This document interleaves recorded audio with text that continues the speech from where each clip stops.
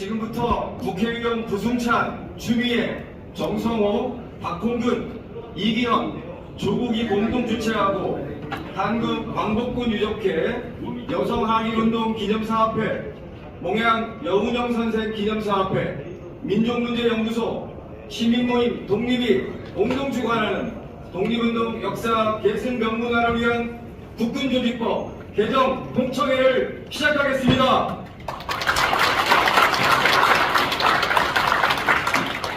안녕하십니까. 저는 용인 수지에 살고 있는 국방전문가 부승찬 당선을 위해서 시민모임에서 적극적으로 참여했던 지난번 선거에서 시민 공동선대위원장을 맡았고 수지의 자랑인 다 아시겠지만 저는 역사 전공자인데 조광조 선생을 모시는 서원이 신곡서원이라고 있습니다. 역사 공부 조금 하신 분들은 신곡서원이 흥선대원군의 서원 철폐령 당시에도 살아남은 600개 서원 중에 47개 서원 중에 하나인 거 아시나요? 네, 오늘 아셨으리라 생각합니다. 네, 그 서원 중에 하나인 신곡서원이 있습니다.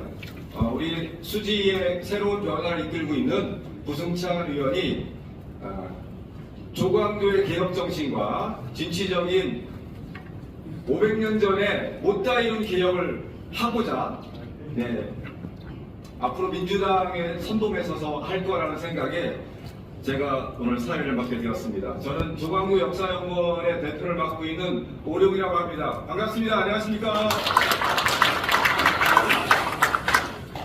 자, 오늘 이 자리는 우리 대한민국의 자랑스러운 국군의 뿌리를 확인하는 자리입니다. 1919년 3.1운동을 건립된 대한민국 임시정부의 자랑스러운 한국광복군의 수많은 독립군의 역사와 뿌리를 간직하고 있는 국군이 있기에 오늘의 대한민국이 있다고 생각합니다. 이러한 뜻깊은 자리에 함께해 주신 우리 모두를 서로 환영하고 지금부터 그 환영의 인물을 큰 목소리로 박수를 치면서 제1부 개회식을 시작하겠습니다.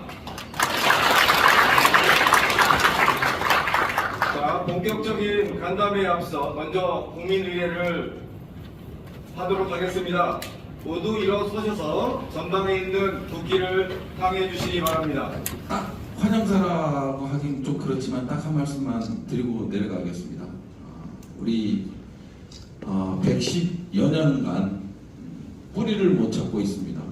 족보에도 올리지 못하는, 가족사로 보면 족보에도 올리지 못하고 있는 참담한 심정으로 이 앞에 섰습니다. 반드시 이뤄내겠습니다. 뿌리를 찾겠습니다. 여기 계신 모든 분들도 그 뿌리를 찾는데 더욱더 진력해 주실 것을 부탁드리겠습니다. 감사합니다.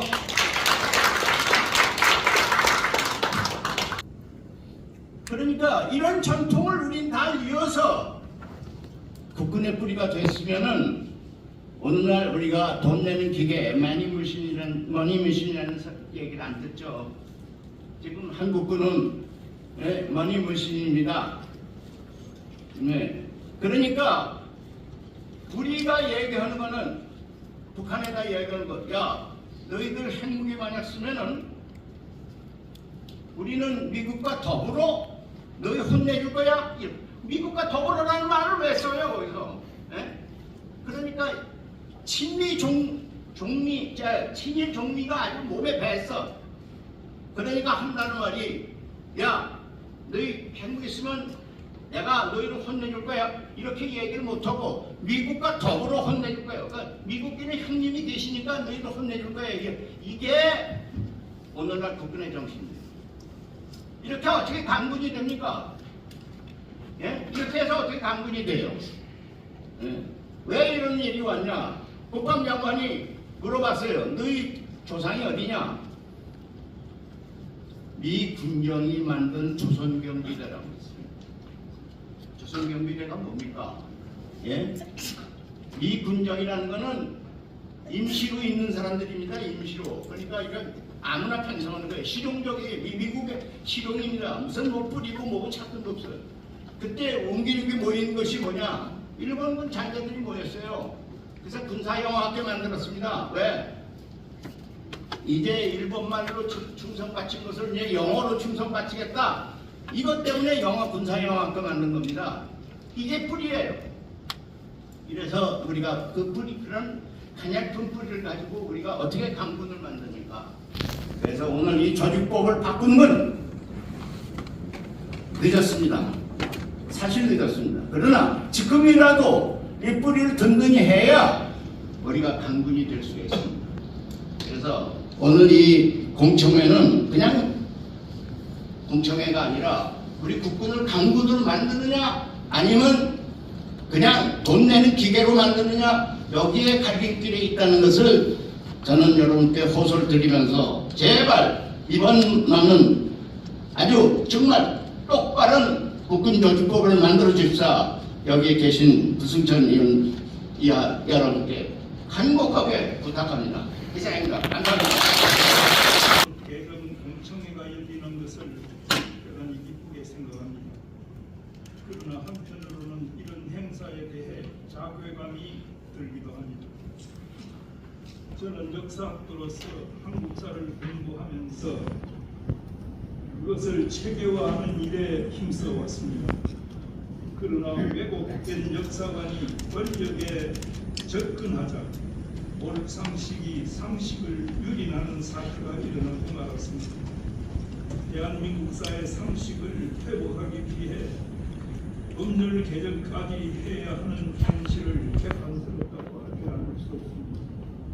헌법 전문은 3.1운동으로 건립된 대한민국 임시정부의 법통을 개선한다고 밝혔습니다. 대한민국은 가열차게 진행된 독립운동의 토대 위에 세워진 나라입니다. 독립운동은 무장투쟁을 이루었고 임시정부는 1940년 9월 17일 광복군을 창설하고 연합군의 일원을 자임했습니다. 광복군이 있었기에 임시정부는 일제 선전포고를 할 수가 있었습니다. 광복군은 정신적으로는 대한제국 국군을 계승했고 일제강점기에는 독립전쟁의 역동성을 총화하여 창설된 임시정부의 국군이었습니다. 임시정부의 군사활동은 한편으로는 연합군과 함께 대일항전을 전개했고 다른 한편으로는 광복군을 통해 국내 진입작전을 직접 실행하는 일을 계획했습니다.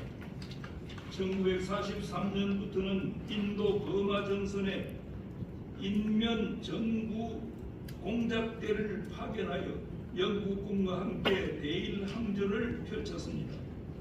미국 정보기관 OSS와 적 후방을 공격하는 독수리 작전도 추진했습니다. 이는 임정수관이었던 김구 선생의 백범일지에 소상하게 기록해 놓고 있습니다. 대한민국 국군이 이런 독립군과 광복군을 계승하는 것은 상식입니다. 오늘 공청회는 이런 상식을 확인하는 자리라고 생각합니다. 왜곡된 역사관에 오염되어 국군의 정통성마저 분명히 밝히지 못하는 무도한 정권에 경종을 울리고 대한민국 역사 정체성을 회복하는 것은 우리 모두의 엄중한 책무라고 생각합니다. 감사합니다. 예, 원내대표 박찬대입니다. 지금 윤석열 대통령이 대국민 담화를 하고 있습니다. 저거를 신청하고자 했는데 우리 광복회 이종찬 회장님 꼭 뵙고 가야 되겠다. 그리고 오늘 국군조직법 개정이 어떤 의미를 가지고 있는지 잘 알고 있어서 실시간으로 시청하는 것을 포기하고 오늘 이 자리에 와서 꼭 인사 말씀드려야겠다 이런 생각 가졌습니다. 1907년 우리나라 군대가 해산되고 난 이후에 1940 1940년 또는 1909년 의병들이 많이 일어났는데요. 저희 외가에도 석주 이상용 큰 외교부께서 1911년 1월달에 서강도에 가서 많은 우여곡절 끝에 서로 군종사를 만들고 임시정부의 초대 국무령을 지냈던 적이 있습니다. 이 역사는 사실 우리의 정신 아니겠습니까? 정신이 바로잡히지 않고 역사를 모르는 군대가 어찌 강군이 될 수 있겠냐 말씀하신 이종찬 우리 광복회장님의 말씀대로 이번 개정법률안은 참으로 중요한 의미가 있고 또 한편으로는 또 서글픈 것 같습니다. 이거를 조문으로 명확하게 박아놓지 않으니까 역사가 후퇴되고 우리 국군의 뿌리가 무엇인지 정말 정신이 혼미한 상황까지 온 것 아닌가 생각이 듭니다. 이번 국군조직법 개정안을 반드시 관철해서 대한민국의 국군의 뿌리가 어디 있는지 분명하게 보여줄 수 있도록 우리 민주당에서 확실하게 해나가겠습니다. 여기 이만열 이사장님 계신데요. 역사와 관련해서 그동안 우리 민주당 정부가 단호하게 일방으로 처리하지 못했던 그런 주저함을 이번에는 없도록 그렇게 하겠습니다. 22대 국회는 반드시 행동하는 국회가 될 수 있도록 할 것이고요. 국군조직법 개정 반드시 관철을 하도록 하겠습니다. 홍범도, 김자진, 지청천, 이범석, 그다음에 이혜영 선생님의 동상이 육군사관학교 총무관에서 사실은 수모를 많이 당했는데 다시는 그런 일이 없도록 하겠습니다. 우리 젊은이들도 단순하게 국방의 의무를 이행하기 위해서 군사조직에 몸을 담는 것이 아니라 그 국군의 뿌리와 정신을 바로 세우는 일에 우리 국회가 해줄 수 있도록 최선의 노력을 다하겠습니다. 최선을 다하겠습니다. 감사합니다. 이종찬 원장님하고 같이 이렇게 해서 주도적으로 했던 기억이 납니다. 이종찬 원장은 개인적으로 저를 한 수오 년 동안 후원회담을 맡으셨고 광복회장 가시면서 이제 그 집을 내려놓으셨는데 각별한 인연이 있습니다. 제가 이런 말로 대신하고자 합니다. 뿌리 깊은 나무는 바람에 흔들리지 아니하고 꽃 좋고 열매 맺도다. 뿌리를 찾도록 저희 상임위원회에서 제가 태생과 책임을 좀 하겠습니다. 제가 국방위를 5년 동안 내냈는데 미처 이 국군 조직표에 이런 내용을 담는 것을 감각에 대해서 굉장히 좀 자괴감을 느낍니다. 책임질 하겠습니다. 감사합니다. 이렇게 대통령 기자회견과 겹쳐가지고 좀 의원님들이 더 많이 못 오셨습니다만은 되게 뜻깊은 자리라고 생각합니다. 어제는 육산의 5.15 동병 형상을 육산에 재배치한다는 후미진 모습으로 옮기겠다고 하는 그 저희를 규탄하면서 기자회견을 광복회에서 함께 한 바가 있습니다. 오늘은 이제 국군조직법 개정에 대한 이야기인데요. 서로 떨어져 있는 문제가 아니죠.